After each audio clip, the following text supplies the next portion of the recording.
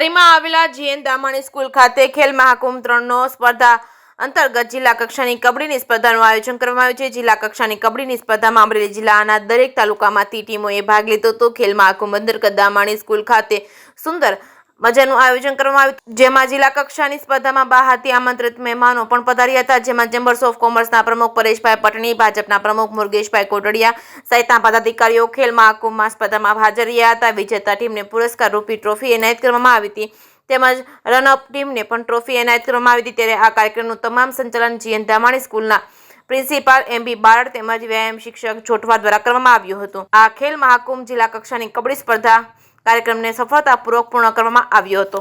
જે કેસિંગ ગુજરાતી સાથે સંજય વાળા, ધારી।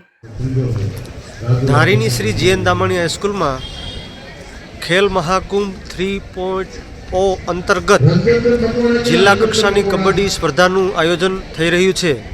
આજે સમગ્ર અમરેલી જિલ્લાની તમામ ટીમ શ્રી જીએન દામાણી હાઈસ્કૂલમાં કબડ્ડીની સ્પર્ધામાં રમવાના છે। વડાપ્રધાનશ્રીના એક સારા આશયથી ખેલને પ્રાધાન્ય આપવા માટે જે કામ થઈ રહ્યું છે, તેમજ આ રાજ્યના મુખ્યમંત્રી શ્રી ખેલ મહાકુંભની અંદર ખૂબ વેગવંતુ બનાવવા માટે વ્યાપક પ્રમાણમાં સ્પર્ધકો ભાગ લઈ અને પૂરી ખેલદિલીથી ખેલ મહાકુંભની રમત શરૂ છે।